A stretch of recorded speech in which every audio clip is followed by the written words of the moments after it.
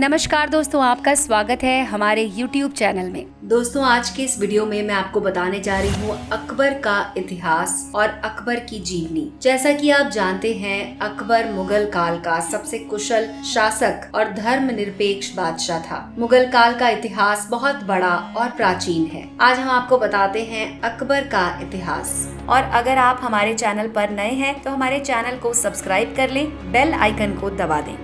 1540 ईस्वी में मुगल सम्राट हुमायूं चौसा और कन्नौज के युद्ध में शेरशाह सूरी से पराजित हो गया। सिंध की तरफ कूच करते हुए उसने हुमायूं के छोटे भाई के अध्यापक शेख अली अकबर जामी की 14 वर्ष की बेटी हमीदा बानू बेगम से निकाह कर लिया। हमीदा ने 15 वर्ष की उम्र में सिंध प्रांत में जलालुद्दीन मोहम्मद अकबर को जन्म दिया। अकबर का जन्म 15 अक्टूबर 1542 में हुआ, जिस समय उनके माता पिता सिंध प्रांत के हिंदू राजा राणा प्रसाद की शरण में थे। हुमायूं के निर्वासन के दौरान अकबर को काबुल लाया गया और उसके चाचाओं ने उसकी परवरिश की। उन्होंने अपना बचपन शिकार और युद्ध कला में बताया, लेकिन पढ़ना लिखना कभी नहीं सीखा। 1551 में अकबर ने अपने चाचा हिंडल मिर्जा की इकलौती बेटी रुकैया सुल्तान बेगम से निकाह कर लिया। इसके कुछ समय बाद ही हिंडल मिर्जा की युद्ध के दौरान मौत हो गई। हुमायूं ने 1555 में शेरशाह सूरी के बेटे इस्लाम शाह को पराजित कर दिल्ली पर कब्जा कर लिया। कुछ समय बाद ही हुमायूं की मृत्यु हो गई। अकबर के अभिभावक बैरम खान ने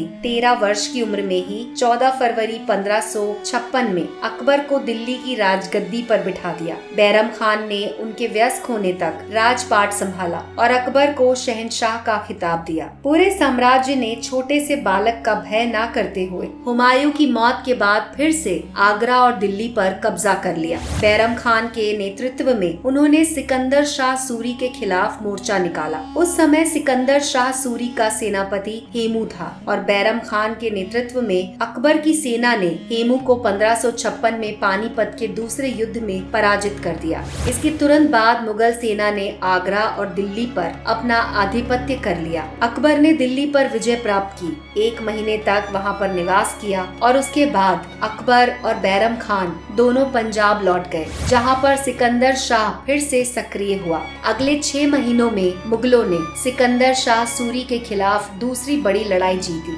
सिकंदर शाह इसके बाद बंगाल भाग गया। अकबर की सेना ने वर्तमान पाकिस्तान के लाहौर और पंजाब इलाके पर कब्जा किया। अकबर ने राजपूताना शासकों को हराकर अजमेर पर भी कब्जा किया और इसके बाद ग्वालियर किले पर भी सूरी सेना को हराकर कब्जा कर लिया। अकबर के शासन में मुगल परिवार की बेगमों को काबुल से भारत लाया गया, जो उसके दादा बाबर और पिता हुमायूं नहीं कर पाए, वो अकबर ने कर दिखाया। 1559 में मुगलों ने राजपूताना और मालवा की तरफ कूच किया। अकबर के अपने संरक्षक बैरम खान ने विवाद के कारण उसको साम्राज्य विस्तार के लिए रोक दिया। 18 वर्ष की उम्र में ही जवान बादशाह ने राजपाट के कार्यों में रुचि दिखाना शुरू कर दिया। अकबर ने अपने रिश्तेदारों के बहकावे में आकर बैरम खान को 1560 में निष्कासित कर दिया और मक्का में हज पर जाने का आदेश दिया। बैरम खान मक्का के लिए रवाना हो गया, लेकिन रास्ते में शत्रुओं के बहकावे में आकर क्रांतिकारी बन गया।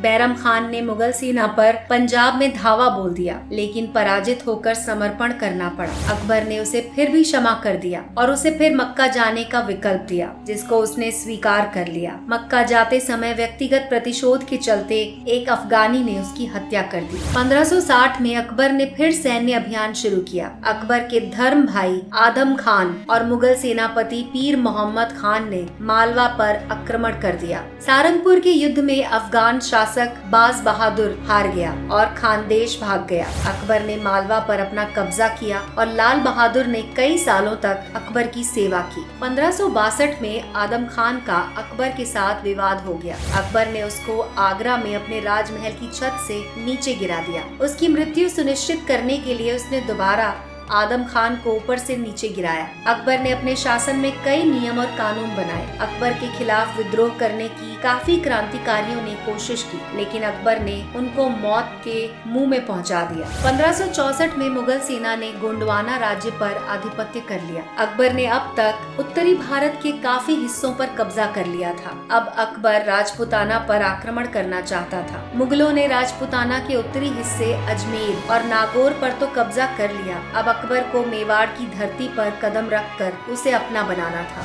इससे पहले राजपूत राजाओं ने मुस्लिम शासकों के खिलाफ कभी समर्पण नहीं किया। 1561 में मुगलों ने राजपूत लोगों से संपर्क बनाकर कूटनीति से इसे पूरा किया। कई राजपूत राज्यों ने अकबर की आधिपत्यता स्वीकार कर ली। केवल मेवाड़ के शासक उदय सिंह अकबर की कूटनीति से दूर रहे। राजा उदय सिंह के पिताजी राणा सांगा 1527 में बाबर के खिलाफ खानबा के युद्ध में लड़ाई के दौरान वीरगति को प्राप्त हो गए थे। राजा उदय सिंह उस समय सिसोदिया वंश के शासक थे। राजा उदय सिंह ने अकबर की सेना के आगे घुटने टेकने से मना कर दिया। 1567 में अकबर की सेना ने मेवाड़ के चित्तौड़गढ़ दुर्ग पर हमला किया। 4 महीनों तक घेराबंदी करने के बाद 1568 में दुर्ग पर कब्जा हो गया। उस समय उदय सिंह 2 राजपूत योद्धाओं जयमल और पत्ता को छोड़कर मेवाड़ की पहाड़ियों में चले गए। अकबर ने उन दोनों के शीश काट कर दीवार पर लटका दिए। अकबर 3 दिन तक चित्तौड़गढ़ रहा और फिर से आगरा लौट गया। उदय सिंह की शक्ति और प्रभाव इस वजह से कम हो गया। 1568 में चित्तौड़गढ़ दुर्ग के बाद रणथंबोर दुर्ग पर हमला करने का विचार बना। उस समय रणथंबोर पर हाड़ा राजपूत का राज था। उस समय का सबसे मजबूत किला माना जाता था वो, लेकिन कुछ महीनों के बाद अकबर ने उस पर भी कब्जा कर लिया। अकबर ने अब तक पूरे राजपूताना को अपना कर लिया। कई राजपूत राजाओं ने समर्पण किया और केवल मेवाड़ ही बच गया। उदय सिंह के पुत्र और उत्तराधिकारी प्रताप सिंह ने 1576 में अकबर की सेना से हल्दी घाटी के युद्ध में लड़ाई की और प्रताप की सेना को हराया। अकबर ने राजपूताना पर अपनी नींव रख दी और फतेहपुर सीकरी को राजपूताना की राजधानी बनाया। महाराणा प्रताप ने लगातार मुगलों से युद्ध करते हुए अपने पूर्वजों की जमीन पर फिर से कब्जा किया। अकबर का अगला सैन्य अभियान बंगाल और गुजरात था। 1572 में उसने गुजरात की राजधानी अहमदाबाद पर अपना कब्जा किया। गुजरात पर अपना कब्जा करने के बाद फतेहपुर सीकरी लौटकर उसने जीत के उपलक्ष्य में बुलंद दरवाजा बनाया। 1593 में अकबर ने डेक्कन के सुल्तानों के खिलाफ सैन्य अभियान चलाया। अकबर ने बुरहानपुर के असीरगढ़ किले पर कब्जा किया। 1605 में उसकी मौत से पहले उसने बंगाल की खाड़ी तक अपना साम्राज्य फैला दिया था। पेचिश की वजह से 3 सप्ताह तक बीमार रहने के बाद अकबर की मौत हो गई। अकबर की आगरा में कब्र बनाई गई है। मुगल स्थापत्य कला हिंदू और मुस्लिम स्थापत्य का मिश्रण था। अकबर ने इन दोनों के मिश्रण से कई इमारतें बनवाई। अकबर के निर्माण का अपना अलग तरीका था, जिसमें उसने भवन, इमारतें, महल, मस्जिद, कब्रें और किले बनवाए। अकबर ने सबसे पहले आगरा का किला बनवाया। 2 द्वार दिल्ली गेट और अमर सिंह गेट हैं। अकबर ने लाल पत्थरों से 500 से भी ज्यादा इमारतों का निर्माण करवाया, जिसमें से कुछ अभी भी हैं। इसमें अकबरी महल और जहांगीर महल भी है। इन दोनों महलों को एक ही तरीके से बनवाया गया। इसके बाद उसने लाहौर का किला, इलाहाबाद का किला बनवाया। उसकी स्थापत्य कला का सबसे सुंदर नमूना है फतेहपुर सीकरी का, जिसे उसने अपनी राजधानी बनाया। इस वीरान जगह को पूरा करने में अकबर को 11 साल लगे। इस शहर को उसने 3 तरफ से दीवारों से और एक तरफ से कृत्रिम झील बनवाई गई थी। इस दीवार के 9 दरवाजे हैं और इसका मुख्य द्वार आगरा गेट है। उसने बुलंद दरवाजे का भी निर्माण करवाया, जो मार्बल और बलुआ पत्थर से बनी है। दीवाने खास भी इसकी प्रसिद्ध इमारत है। अकबर ने गरीबों की मदद करने के लिए कई सराय बनवाई। इसके अलावा कई विद्यालयों और इबादत करने की जगहों का भी निर्माण करवाया। आपकी इस बारे में क्या राय है, हमारे वीडियो के कमेंट सेक्शन में लिखकर हमें जरूर बताएं। हमारा वीडियो देखने के लिए बहुत बहुत धन्यवाद। मिलते हैं अगले वीडियो में।